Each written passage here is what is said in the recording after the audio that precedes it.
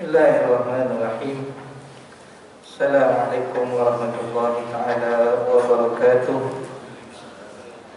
Alhamdulillah, ahmaduka rabbi wa asta'inu wa usalli wa usallim ala khairi khalqihi Muhammadin sallallahu alaihi wasallam, sallallahu alaihi wa ala alihi wa ashabihi ajma'in. Qala rabbi shrah li sadri wa yassir li amri wahlul 'uqdatam min lisani yafqahu qawli.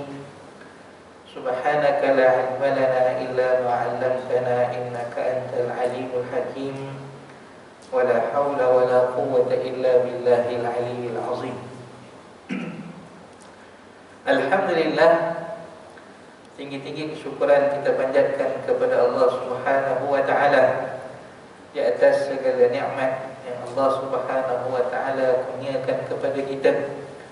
Mudah-mudahan kita terus diberikan kekuatan, terus diberikan keupayaan untuk kita terus berada di dalam ketaatan kepada Allah Subhanahu wa taala, dan mudah-mudahan kita istiqamah, konsisten di atas kebaikan, di atas ketaatan, dan insya-Allah mudah-mudahan kita dimatikan di dalam ketaatan kepada Allah Subhanahu wa taala. Amin. Hadirin dirahmati Allah Subhanahu wa taala, kita bersyukur kepada Allah Subhanahu wa taala dengan kesihatan yang diberikan. Mudah-mudahan kita terus diberikan kesihatan, walau kita lihat dalam situasi ini banyak orang yang diuji dengan ketidaksihatan ataupun tidak sihatnya. Begitu juga dengan penyakit-penyakit yang ada. Mudah-mudahan kita dilindungi oleh Allah Subhanahu wa taala, kita dan keluarga kita serta jiran, tetangga kita ataupun kenalan kita terus dipelihara oleh Allah Subhanahu wa taala, dijauhkan daripada penyakit-penyakit berat, daripada penyakit-penyakit yang tidak mampu untuk kita hadapinya. Amin. Alhamdulillah, dalam pertemuan yang lepas kita telah membincangkan berkaitan tentang Nabi kita Muhammad sallallahu alaihi wasallam, yang mana Nabi ini disifatkan sebagai penutup kepada sekalian para nabi, dan hubungan dakwahnya itu berkaitan dengan hubungan dakwah para nabi yang diutuskan sebelum Nabi kita Muhammad sallallahu alaihi wasallam. Dan dalam pertemuan yang lepas kita telah melihat maksudnya Nabi memberi perumpamaan. Perumpamaan itu dinyatakan bahawasanya Nabi itu umpama satu binaan ataupun satu bongkar daripada binaan yang besar itu yang tidak lengkap lagi. Dalam hadis digambarkan manusia mengelilingi bangunan yang cantik tersebut, indahnya, cantiknya, eloknya, tetapi mengapa ada satu lubang yang tidak tertutup? Maka Nabi menggambarkan, akulah penutup kepada lubang tersebut, akulah yang menyempurnakan kepada binaan yang cantik tersebut. Dan dalam pertemuan yang lepas juga kita telah melihat beberapa Nabi yang dinyatakan berkaitan, dibandingkan dengan Nabi kita Muhammad sallallahu alaihi wasallam, sebagaimana Nabi Musa. Nabi Musa itu diutuskan kepada Bani Israel, diutuskan kepada Bani Israel, dan Nabi Musa membawa syariat. Nabi Musa membawa syariat. Kerana itu di antara nabi-nabi daripada Bani Israel, Bani Israel adalah keturunan Bani itu boleh kita kata anak ataupun kerabat, yang sehingga disebut sebagai kabilah. Bila disebut Bani Israel, Israel itu ialah nama lain bagi Yaqub. Jadi Bani Israel adalah Bani Yaqub, kerana anak Nabi Yaqub itulah dia, termasuk Nabi Yusuf, dan yang kita biasa dengar Bunyamin, yang seibu bapanya, dan juga adik-adiknya yang lain. Kalau Al-Quran itu dalam surah Yusuf itu di awal itu, inni ra'aitu ahada asyara kaukabah, aku melihat 11 bintang. Yang ada ditafsirkan 11 bintang itu merujuk kepada adik-beradiknya.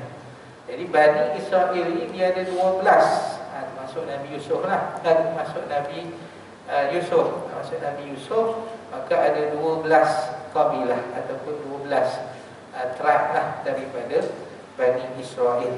Jadi itu Nabi Musa ialah Nabi yang membawa syariat. Kerana itu Nabi Musa yang paling agung di kalangan, kalau yang meyakini ataupun di kalangan umat Yahudi lah. Umat Yahudi, antara Nabi-Nabi itu Nabi yang paling agung di kalangan banyak para Nabi itu, termasuk Nabi Daud, Nabi Sulaiman, yang merajai dunia, boleh kita katakan begitu. Tetapi yang paling agung adalah Nabi Musa, kerana beliau membawa syariat.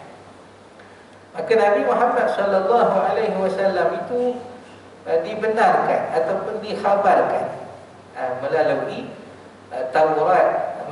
Taurat, musaddiqan lima baina yadayya min at-Taurah wa liuhilla lakum ba'da alladhi hurrima 'alaikum. Dan aku datang kepadamu membenarkan Taurat yang datang sebelumku, dan untuk menghalalkan bagimu sebahagian yang telah diharamkan untukmu. Itu hubungan di antara Nabi kita Muhammad sallallahu alaihi wasallam dengan Nabi Musa. Begitu juga Nabi kita dengan Nabi Isa.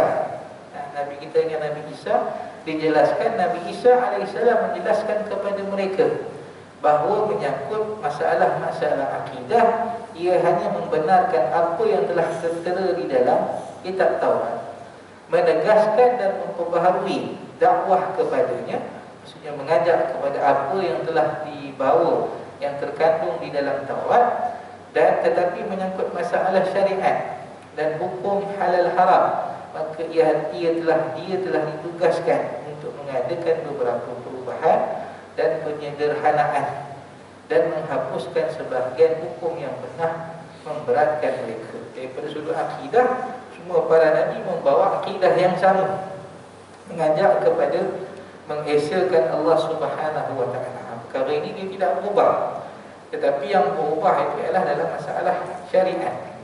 Ada perkara yang berat kepada umat terdahulu, datang Nabi-Nabi yang terkemudian, dia membawa syariat yang baru, yang sebahagiannya itu perubahan yang ada itu adalah perubahan kepada yang lebih ringan, yang lebih sederhana.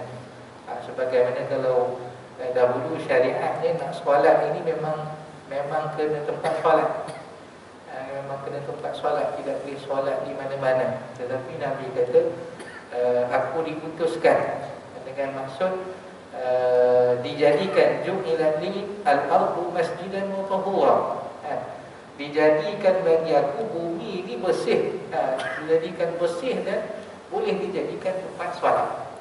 Itu syariat dan perubahan yang berlaku lah, perubahan yang berlaku. Kalau dahulu kita kata solat itu memang nak kena ada tempat solat khusus. Antara lain juga syariat itu apabila berlaku najis kepada mungkin pakaian dan sebagainya, maka tidak dibasuh. Antara lainnya ialah dakwah ataupun risalah yang dibawa oleh Nabi itu dikhususkan kepada umat tertentu. Tapi Nabi kita Muhammad sallallahu alaihi wasallam ila nasi kafah, kepada sekalian manusia. Itu di antara perubahan-perubahan yang berlaku dalam syariat daripada Nabi kepada Nabi yang lain. Datang Nabi yang terkemudian, maka dia membawa beberapa syariat yang sebahagiannya mempermudahkan beberapa perkara yang dibawa oleh Nabi terdahulu. Jadi kalau antara Nabi Isa dengan Nabi Musa, Nabi Isa itu ada perubahan daripada sudut syariat, hukum hakam, kalau berkaitan hukum hakam ataupun halal dan haram. Tetapi daripada sudut akidah, maka akidah yang sama, yang dibawa daripada Nabi-Nabi yang teramat. Itu daripada sudut hubungan di antara setiap pengutusan para Nabi. Sesuai dengan ini, maka bi'sah ataupun pengutusan setiap Rasul membawa akidah dan syariat. Sebenarnya semua Nabi membawa akidah dan syariat. Mengapa perlu kepada akidah dan syariat? Maka itulah sebahagian yang menjadi sebab ataupun menjadi peraturan kepada manusia. panduan di dalam kehidupan. Maka kita telah ceritakan bagaimana ahli-ahli falsafah dahulu telah berbincang, telah berdebat, telah mendiskusikan mengapa sebab manusia dijadikan. Mengapa sebab manusia dijadikan? Kalau awal lagi daripada apa manusia dijadikan, daripada apa, dari pelbagai pandangan yang ada, dengan hujah mereka, sama ada hujah itu kuat ataupun tidak kuat, maka tidak ada kata pemutusnya. Begitu juga tujuan para manusia, tujuan kehidupan manusia. Apa tujuannya manusia ini dihidupkan, kemudian dimatikan pula. Mengapa berada di atas dunia? Jadi itu juga menjadi perbahasan, sehingga mereka melihat kepada tabiat manusia. Manusia ini hidupnya bermasyarakat, dia tidak boleh hidup seorang. Itu memang realitinya. Realitinya manusia tidak hidup keseorangan, tetapi dia hidup secara bermasyarakat. Daripada keperluannya itu, banyak manusia lain yang membantu. Keperluan makanan kita, berapa ramai yang membantu kita sehingga kita dapat boleh mendapatkan makanan yang kita makan. Begitu juga pakaian kita, berapa ramai yang membantu kita sehingga kita boleh mendapatkan pakaian yang kita pakai. Perkara ini memperlihatkan bahawasanya manusia itu memang hidupnya, hidupnya bermasyarakat. Jadi ahli falsafah dengan istilah mereka, manusia itu ialah haiwan political animal, haiwan sosial, haiwan politik. Itu istilah yang mereka bawa. Dan perkara tersebut boleh kita lihat sebagaimana syarak juga dalam kita mengamalkan ibadah. Maka ibadah kita juga banyaknya berkaitan tentang masyarakat. Bila kita berpuasa, mengapa kita berpuasa? Berkait dengan masyarakat. Bila kita membuat haji ataupun melaksanakan haji, maka di antara falsafahnya berkait tentang masyarakat. Bila kita difardukan zakat, itu juga berkait tentang masyarakat. Boleh kita katakan ibadah yang kita buat, dia berkait tentang masyarakat. Hatta solat, solat kita katakan kalau yang boleh kita solat secara sendirian, tetapi yang lebih baik secara berjemaah. Maka hikmah daripada berjemaah itu banyak, banyak. Kalau salah satunya mungkin kita kata antara kalau dalam zaman Nabi SAW, apabila ada operasi ketenteraan, peperangan, maka para sahabat ini kalau dia nak masuk kepada satu tempat, maka dia akan menjadikan azan itu sebagai petunjuk. Tunggu dulu, ada bunyi azan tak? Kalau ada bunyi azan, maka di situ menunjukkan ada orang Islam. Itu juga yang menjadi panduan pada kita pada hari inilah. Kita pergilah mana-mana pun, luar negara. Kalau tuan-tuan berpengalaman banyak di luar negara, maka azan itu menunjukkan adanya komuniti Islam di situ. Sebab ada surau, ada masjid, maksudnya ada orang Islam di situ. Jadi mudah dia menjadi panduan. Begitu juga kita katakan itu di antara perkara yang menunjukkan bahawa syariat kita juga, ataupun kita kata hukum hakam ibadah yang Allah Subhanahu Wa Taala padukan ataupun wajibkan kepada kita, ataupun galakkan kepada kita, dia berkait tentang masyarakat. Jadi kalau kita tengok, agama itu memenuhi keperluan tersebut, keperluan tersebut. Jadi akidah dan juga syariat juga antara perkara yang membantu kita, mengatur kita dalam kehidupan. Kalau tidak, kita boleh lihatlah kepada agama-agama yang lain yang ada di dunia. Kalau bincang tentang agama ni memang pening kepala jugalah. Cuma isunya ialah sumber pengetahuan. Mana diambil sumber pengetahuan itu? Kalau dah diletakkan dia itu percaya begini-begini kerana percaya daripada keturunan, dah tak ada jalan. Biarlah dikatakan keturunannya ataupun nenek moyang dia percaya macam ini, maka begitulah dia percaya. Tetapi kalau dia membuka ruang untuk akalnya berfikir, adanya perbincangan, maka insya-Allah dia akan dapat jalan yang lebih baik, yang lebih elok. Maka itulah kita boleh lihat bagaimana orang yang kita kata yang ada kekeliruan dalam masalah kepercayaan ini, mereka mencari pada satu tempat yang lain. Lahirnya dalam agama ini, kemudian dia rasa tak berapa puas hati. Maka dia pun melihat kepada agama lain. Bagaimana pula pemahaman agama ini, bagaimana penerimaan daripada sudut logiknya, daripada sudut kita katakan perkara yang dianggap rasional, sehinggalah dia menemukan. Namun apapun hidayah itu daripada Allah Subhanahu Wa Taala. Maka perkara akidah dan perkara syarak, dan juga kita kata yang ketiga, mungkin kita kata kerohanian lah, sebagaimana yang kita jelaskan. Tiang ataupun kita kata perkara penting kepada agama ini tiga. Pertama ialah perkara berkaitan kepercayaan, akidah, ataupun disebut sebagai iman.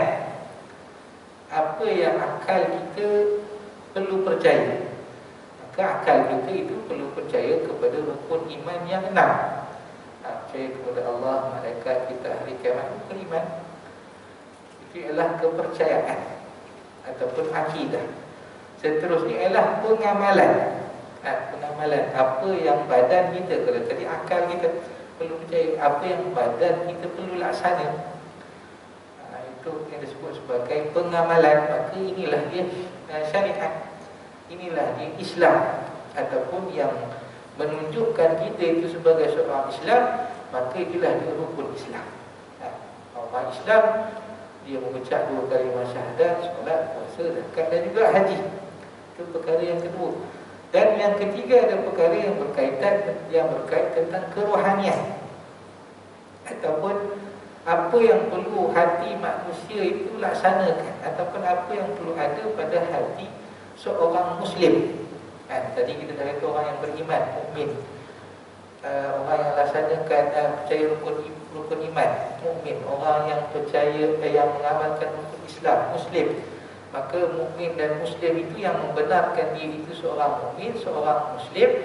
Maka itulah dia hatinya. Ini disebutkan sebagai kerohanian. Maka apa yang perlu ada pada hati seorang Islam, maka perlu ada pada hati seorang Islam ialah keyakinan, ataupun kita katakan perasaan bertuhan. Masa ada hubungan hatinya dengan Allah Subhanahu Wa Taala, ataupun apa yang disebut sebagai ihsan. Apa dia ihsan? Itulah dia perasaan hati, anta'budallah ka'annaka tarah. Kita menyembah Allah Ta'ala, ataupun hukum kita kata hidup kita ini, dalam kita hidup ni, kalau kita niat kita itu betul, maka daripada kita bangun tidur sampailah kita tidur semula adalah ibadah. Jadi hidup kita itu ataupun disebutkan dalam hadis itu, anta'budallah ka'annaka tarah. Kamu menyembah Allah Subhanahu Wa Taala seakan-akan kamu melihat, ataupun kita rasa seolah-olah menghadap Allah Subhanahu Wa Taala, ataupun apa sahaja yang kita buat itu seolah-olah kita persembahkan kepada Allah Subhanahu Wa Taala. Fa illam takun tarah fa innahu yarah. Kalau kita tidak dapat rasakan perasaan itu seolah-olah melihat Allah Taala, maka kita kena ada perasaan bahwasanya Allah Subhanahu Wa Taala melihat kita, Allah Taala mengawasi kita. Jadi itu hati orang mukmin, orang Muslim. Yang kita katakan tadi, indikator ni itulah yang dikatakan mukmin percaya kepada rukun iman, akalnya percaya kepada rukun iman yang 6. Yang dikatakan Muslim yang melaksanakan rukun Islam yang 5. Kemudian yang membenarkan apa yang dia percaya, apa yang dia laksana, maka itulah dia hati dia. Hati ini membenarkan apa yang kita percaya, apa yang kita laksana. Maka itu tiang kepada Islam. Ada perkara berkaitan kepercayaan, pengamalan dan juga kerohanian, ataupun apa kita sebut sebagai aspek mental, fizikal dan juga spiritual. Aspek kepercayaan, pengamalan dan juga kerohanian. Maka setiap kita katakan para nabi, mereka membawakan akidah dan syariat, syarak itu. Termasuk di situ kalau kita sebutkan 3 bahagian tadilah, iman, Islam dan juga ihsan. Dia perkara inilah yang mengatur kehidupan kita. Dan kalau kita nak lihat, maka penting juga kita membandingkan kepada agama lain. Apa yang dia percaya, apa yang dia laksana. Bahkan kita kata aspek kerohanian pun tak terkecuali ada pada agama lain. Cuma kadang-kadang dia hanya tumpukan kepada aspek kerohanian saja. Dia tidak penting kepada aspek kepercayaan kepada Tuhan. Biarlah dia kata dia tumpukan aspek kerohanian saja. Ada yang begitu. Keseimbangan itu tidak ada pada setengah agama. Bahkan kita kata apa yang dia percaya juga, itu juga boleh kita cuba lihat, cuba kaji, cuba fahami, maka perkara tersebut sebenarnya dapat menambah kepada keyakinan kita berkaitan tentang apa yang dibawa oleh Nabi kita Muhammad SAW berkaitan tentang tadilah akidah, fiqh dan juga akhlak ataupun tasawuf. Dalam masalah akidah, tugas setiap Nabi tidak lain hanyalah menegaskan kembali ataupun memperkuatkan, meneguhkan akidah yang sama yang pernah dibawa oleh para rasul sebelumnya, tanpa perubahan ataupun perbezaan sama sekali. Akidah yang sama meyakini keesaan Allah Subhanahu wa taala. Kadang-kadang kita rasa perkara akidah ini ataupun meyakini keesaan Allah Ta'ala itu pada keyakinan sahaja, sedangkan dia turut terlibat dalam pengamalan kita. Kalau kita sebut tadilah kepercayaan, pengamalan dan juga kerohanian. Kadang bila kita sebut istilah tauhid, kita nampak kepercayaan sahaja, tetapi tauhid itu juga dibenarkan dengan pengamalan kita, dengan maksud ibadah kita semata-mata kerana Allah Subhanahu wa taala. Ataupun kita katakan kerohanian dari hati kita bergantung dengan Allah Subhanahu wa taala. Jadi tauhid itu bukan sahaja pada kepercayaan, tetapi dalam pengamalan ibadah kita dilaksanakan semata-mata kerana Allah Subhanahu wa taala. Tauhid dalam kepercayaan kita, pengamalan kita dan juga kerohanian kita.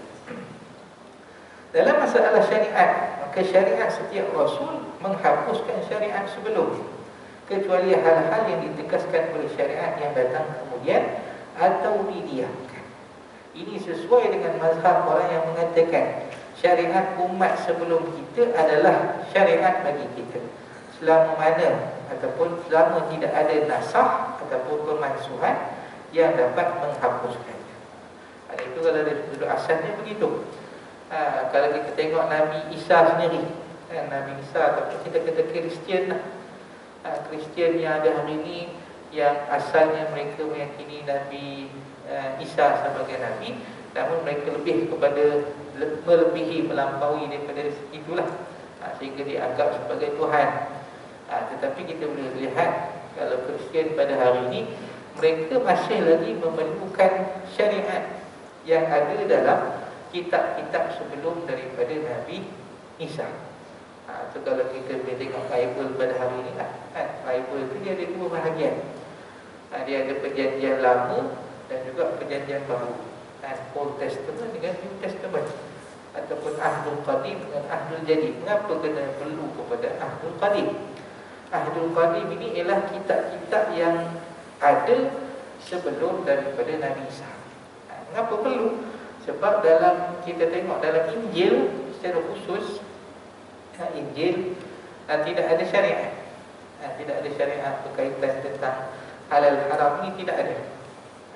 Tetapi yang ada ialah kitab-kitab sebelum. Sebab itu mereka memerlukan bahagian itu, memerlukan bahagian ataupun kitab-kitab lama lah, yang banyaknya disebahkan kepada penama-penama yang dianggap sebagai Nabi lah. Itu ada Nabi-Nabi yang mungkin kita tidak biasa dengar. Mungkin ada Daniel, mungkin kita biasa dengar. Dia ada Yusha, ataupun Hezekiel. Ada beberapa nama lagi yang lain tu yang menjadi nama kepada kitab-kitab yang ada dalam bahagian perjanjian lama. Perjanjian lama itu satu bahagian, situ dia ada dalam 46 kitab. 46 kitab, ataupun kalau kita nak nampak gambaran dia, 46 surah lah. 46 surah atau lebih disebut sebagai kitab. Itu kalau di kalangan Katolik. Tapi Protestan dia tak iktiraf pula 7. Jadi tinggallah 39. Situ pun kita dah boleh tengok kenapa pula ada satu kelompok iktiraf 46, satu lagi tak iktiraf 7 sehingga jadi 39. Itu pun dah menunjuk kepada kita kata ketidaksamaan ataupun perselisihan. Jadi itu Old Testament. Termasuk Old Testament itulah yang mungkin kita percaya sebagai Taurat. Jadi 5 kitab yang pertama ataupun 5 daripada 39 ataupun 47 itu disebut sebagai Taurat. Sebagai Taurat. Termasuklah situ cerita-cerita Nabi Adam, termasuklah cerita Nabi-Nabi Musa, Nabi Harun, pelbagai Nabi yang ada. Sebab tu kadang-kadang kalau dulu mungkin kita pernah dengar istilah Israiliyat. Israiliyat. Katanya Israiliyat ni dijadikan sebagai sumber oleh ulama tafsir kita dalam menjelaskan cerita-cerita yang ada dalam Quran. Jadi apa status dia? Sebenarnya status dia tidak ada masalah. Tidak ada masalah. Cuma sumberlah. Sumber tu dia ambil daripada situ. Apa statusnya? Dia ada status 3 status. Kalau dia bertentangan dengan Quran, memang kita kena tolaklah. Tentangan dengan Quran. Contoh cerita Nabi yang mahu disembelih. Siapa yang nak disembelih? Kalau kita dengar Nabi Ismail. Tetapi dalam Bible ataupun Old Testament itu, perjanjian lama itu disebut sebagai Nabi Ishak. Nabi Ishak, dia kata yang nak sembelih adalah Nabi Ishak, bukan Nabi Ismail. Jadi Quran mengesahkan yang nak disembelih adalah Nabi Ismail. Itu kita tolaklah. Kalau dia bersamaan dengan Quran, maka kita kena terima. Ada disebut Nabi Adam, ada disebut Nabi Ilyas, nama-nama Nabi yang kita percaya, yang kita wajib imani itu, ada cerita-cerita di dalam itu. Termasuk, maka itu kita percayalah Nabi-Nabi tersebut. Cuma kalau kisahnya tak layak kepada seorang Nabi, itu kita tolak. Memang kalau tengok dalam Bible ni, cerita berkaitan tentang Tuhan pun, sifat Tuhan pun tak sesuai. Maksudnya tak layak Tuhan bersifat begitu, lupa dan sebagainya lah. Begitu juga datang Nabi. Nabi-Nabi dikisahkan di dalam Bible ataupun Old Testament itu, sifat-sifatnya tidak layak bagi seorang Nabi. Ada yang menipu, ada yang cuba merancang perkara yang tidak baik, ada yang bahkan kita katakan dosa-dosa besar dibuat oleh Nabi-Nabi di situ, maka itu kita tolak. Sebab tidak layak bagi Nabi bersifat begitu. Sebab itu kita dalam akidah, Nabi itu sifatnya asalnya 4 tu. Sidik, amanah, tabligh, fatanah. Dimasukkan dengan amanah itu dia sifat-sifat itu menunjukkan kepada kesempurnaan, keelokan. Kalau dah menguntuhkan ataupun merendahkan sifat-sifat yang layak ataupun yang terbaik bagi seorang manusia, maka itu kita tolak. Jadi itu apa yang terkandung di dalam Bible berkaitan sifat Tuhan, berkaitan tentang sifat manusia.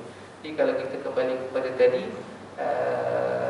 Kristian ataupun kita kata Nasara, mereka memerlukan kepada perjanjian lama, kerana dalam perjanjian baru tidak ada syarat sangat, tidak ada hukum hakam sangat.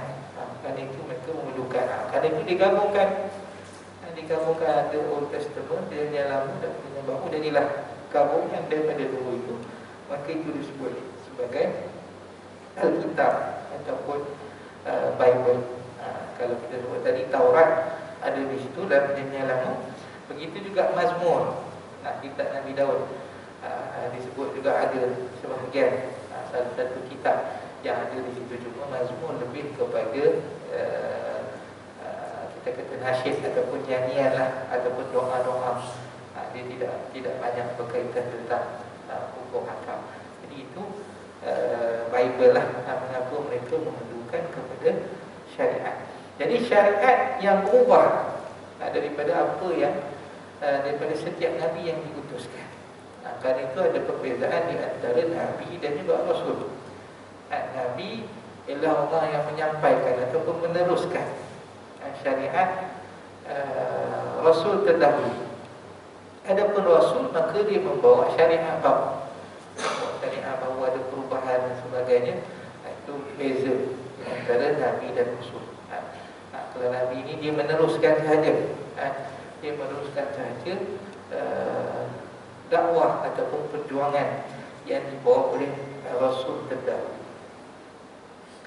Jadi asasnya begitu. Syariat kita adalah syariat umat terdahulu, kecuali adanya penasahan. Ada dalam, kita tengok dalam fiqh pun begitu, dalam Quran pun disebut begitu. Setiap perkara kita katakan kalau datang ayat lain yang menasahkan, maka terhapuslah perkara tersebut. Sebab itu penting juga dalam kita memahami teks syarak ini. Di sana ada perkara yang sifatnya nasih dan juga mansukh. Yang menasahkan, yang dinasahkan. Sebagaimana mungkin kita boleh tengok tentang hukum Arab di peringkat awal. Bagaimana pada peringkat awal itu disuruh menjauhi ataupun dikatakan ada fihi manafi'ul linnas, ada sedikit manfaat, banyak keburukan. Kemudian datang ayat yang seterusnya katakan idza kuntum ila salatih la taqrabu shalah wa antum sukara. Dengan kamu mendekatilah keadaan mabuk, dengan kamu solat keadaan mabuk. Sehinggalah datang ayat yang mengharamkan terus. Kenapa? Hikmahnya kita boleh bacalah dalam sejarah. Bagaimana perkara itu memang dah menjadi adat ataupun tradisi mereka, sehinggalah datang dalil-dalil yang mengharamkan terus. Begitu juga tentang penghambaan, bagaimana Islam datang dengan hukum hakam yang ada, dengan denda-denda yang ada dalam Islam, sehingga terhapusnya kehambaan ataupun sistem hamba itu. Begitulah kita kata, dalam kita melihat teks syarak, bukan kita boleh melihat begitu sahaja. Kita tengok ayat Quran, kita tengok terjemahan, kita tengok hadis, kita baca terjemahan, maka kita faham begitu. Tidak, tetapi dia perlu dianalisis. Dianalisis. Kenapa perlu analisis? Kerana teks syarak ini ada yang nasih dan mansukh. Ada yang sifatnya umum, kemudian ada sifatnya yang khusus. Ada yang sifatnya tidak ada, kita kata mutlak, maksudnya tidak ada langsung, maksudnya umum jugalah mutlak ini. Dan ada yang muqayyad, yang berkait. Kerana itu memerlukan kepada keahlian. Bahkan kita katakan dalam mentafsirkan Quran, maka perlu kepada sebuah Quran itu 7 ilmu. Kita tahu bahasa Arabnya, bahasa Arab pula banyak pecahannya, nahwu, sharafnya, kemudian ada balaghah, badi', bayannya, kemudian macam lagi lah. Itu keperluan untuk dia menganalisis lah, menganalisis bukan dengan hanya melihat kepada terjemahan. Jadi huraian di atas jelas tidak ada apa yang disebut orang dengan adiyan samawiyah. Yang ada hanyalah syariat samawiyah, di mana setiap syariat yang baru menghapuskan syariat sebelumnya, sampai datang syariat terakhir yang dibawa oleh Nabi penutup, iaitu Nabi kita Muhammad sallallahu alaihi wasallam. Sini dia tidak setuju kepada istilah agama samawi. Apa kalau agama samawi ini seolah-olah semua betul lah, kan? Kalau dalam perbandingan agama disebut kategorinya begitu. Agama Yahudi, agama Kristian, agama Islam disebut sebagai agama samawi ataupun Ibrahimic faith, agama yang disebahkan kepada Nabi Ibrahim. Itu kalau mungkin kategorian lah. Tapi kalau kita kategori begitu dengan maksud semua itu betul, itu tidak tepat. Maka itu yang dimulaskan di sini. Bukan adiyan samawiyah, maksudnya agama langit, tetapi syariat samawiyah, syariat daripada sumber langit, daripada Allah Subhanahu wa taala. Dirasanya sekadar itu, insya-Allah kita akan sambung lagi pada pertemuan yang akan datang berkaitan tentang hubungan dakwah yang dibawa oleh Nabi kita Muhammad sallallahu alaihi wasallam dengan apa yang dibawa oleh nabi-nabi terdahulu. Apa yang baik itu daripada Allah Subhanahu wa taala, apa yang kurang itu dari kelemahan saya maaf. Ditutup dengan doa bismillahirrahmanirrahim. Alhamdulillahirabbil alamin. Wassalatu wassalamu ala asyrofil anbiya'i wal mursalin wa ala alihi wa sahbihi ajma'in. Allahumma fil lana wa akhtana wa ta'ammalna wa asrarna wa alanna wa ma ta'lamu bihi minna anta al-muqaddim wa anta al-mu'akhir la ilaha illa anta wa la hawla wa la quwwata illa billahil 'aliyyil 'azim. Allahumma ij'alna min alladhina yastami'una al-qawla fayattabi'una ahsanah. Allahumma anfa'na bima 'allamtana wa 'allimna ma yanfa'una wa zidna 'ilma wa la hawla wa la quwwata illa billahil 'aliyyil 'azim. Wa sallallahu ala sayyidina Muhammadin wa ala alihi wa sahbihi wasallam. Walhamdulillahi rabbil alamin. Wassalamualaikum warahmatullahi taala wabarakatuh.